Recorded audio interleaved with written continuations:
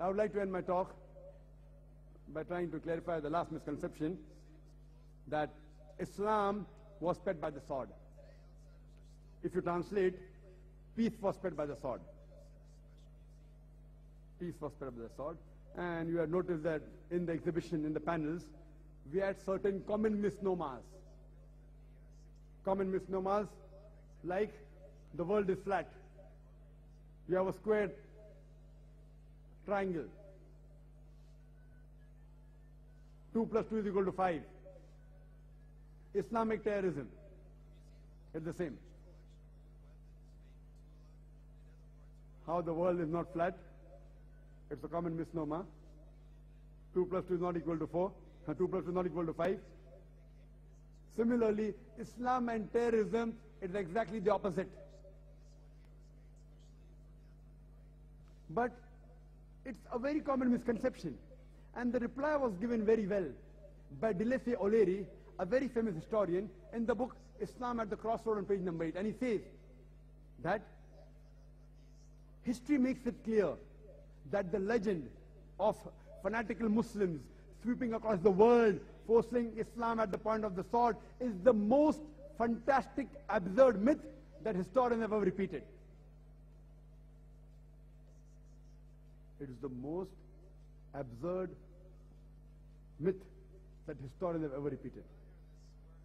And we know from history that we Muslims, we ruled Spain for about 800 years. We did not force anyone at the point of the sword. Neither did we do our message. We didn't convey the message. Later on, the Crusaders came, they wiped out the Muslims. There was not a single Muslim who could openly give the azan. If we wanted, we could have forced everyone to accept Islam at the point of the sword, but we didn't do it. We Muslims, the Arabs, we have been the lord of the Arab lands for the past 1400 years. For a few years the Britishers came, for a few years the French came, but overall we have been the lord of the Arab land for the past 1400 years. Yet today, there are more than 14 million Arabs who are Coptic Christians. Coptic Christian means they are Christians since generation. These 14 million Arab Coptic Christians, they are giving Shahada, they are bearing witness that Islam wasn't spread at the point of the sword. We Muslims, we ruled this great country, India, for about 1,000 years, the Mughals. If we wanted, we could have forced every Indian to accept Islam at the point of the sword. But we didn't do it. Today, more than 80% Indians, they are non-Muslims. These 80% non-Muslim Indians, they are giving Shahada, they are bearing witness that Islam wasn't spread at the point of the sword. Today, the country which has the largest population of Muslims in Indonesia, which army went to Indonesia? Which army went to Malaysia, which has more than 50% Muslims? Which army went to the east coast of Africa? Which sword? It is the sword of the intellect. As Allah says in the Quran, in Surah Nahl, chapter number 16, verse number 25. Udu ila sabili rabbika bil hikmah wal mu'azzat al hasna wajadil billati ahsan. Invite all to the way of thy Lord with the wisdom and beautiful preaching, and argue with them and reason with them in the ways that are best and most gracious. It is the sword of the intellect which is conquering the hearts. It's not the sword of steel. It is the sword of reasoning and understanding which is winning over people. According to an article which came in the Plain Truth magazine, which was repeated in the Reader's Digest Almanic Yearbook 1984-1986, it gave the statistics of the increase in the major world religion in a span of 50 years, from 1934 to 1984. And number one religion which increased the maximum was Islam, 235%. Christianity, only 47%. I'm asking the question, which war took place in the span of 50 years from 1934 to 1984, which forced millions of human beings to accept Islam? Which war? Which sword? The sword of intellect, sword of reasoning. Today, according to statistics, the fastest growing religion in America and USA is Islam. The fastest growing religion in Europe is Islam. I'm asking the question, who is forcing these Americans to accept Islam? Who is forcing the Europeans to accept Islam?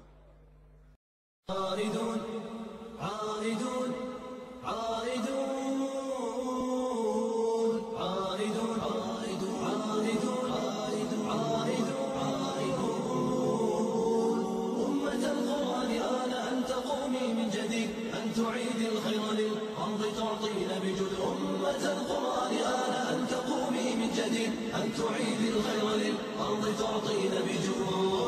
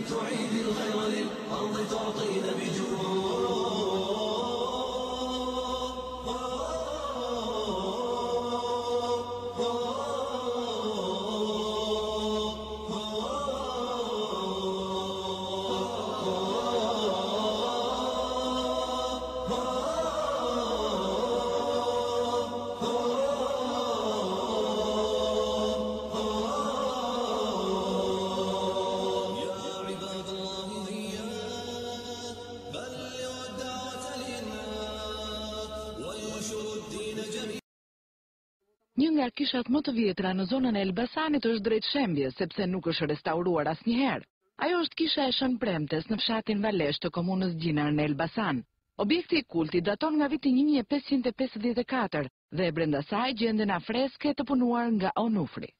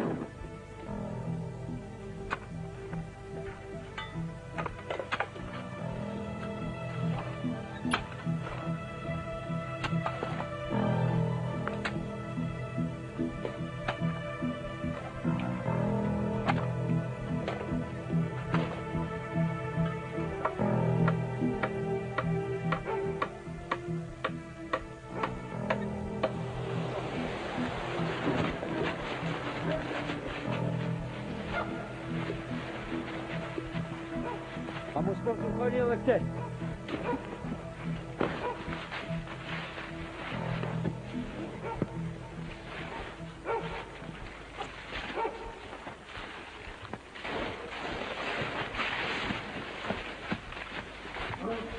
Ti?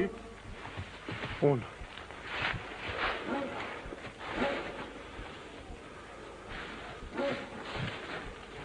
Ti ma vrave por ushnikun me 2 ushtarë? Unë, se pak po të duke ma.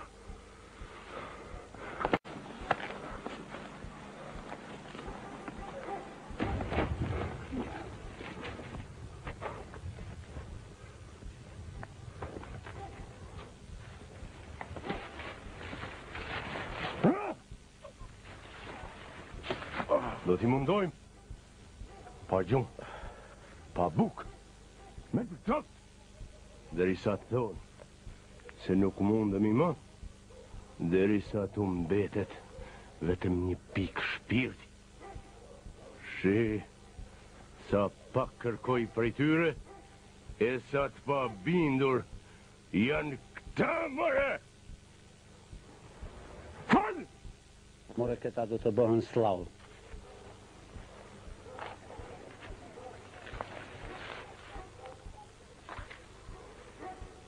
Ditën e të lodhshme do të kalojmë derisa t'i zhdukim që leshët e bardha nga faqja dheut.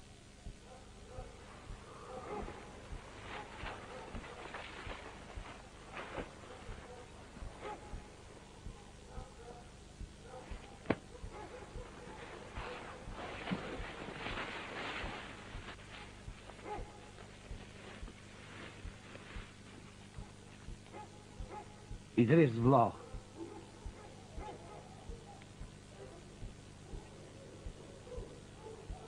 Vlla me ty? Vllazën jemi. Kush je ti? Kam lidh bes me Idris Bekën, ku të qelloj me badekën. Vlla Halil, me zjedh duart. Idris vlla. Ndroj e fe, apo shes se shkat ka gjet. Idris vlla. Jo. O, jo. Jo. Po flen qën, ha? Jo, nuk flen qën. Jo.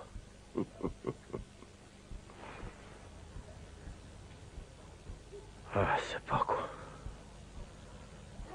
S'me leta qoj. Deri në fund këtë andër. Gjëna, që se lindin një nën malazeze, këti Idris Bek. Na kërcënohëni me 1000 mënyra që të na ndronit hen.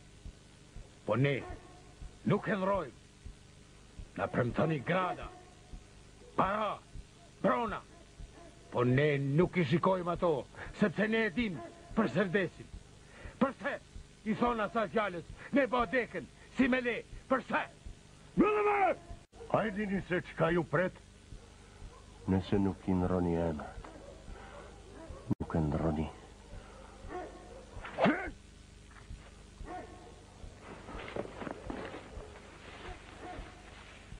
Na jemi e zezave të vetës.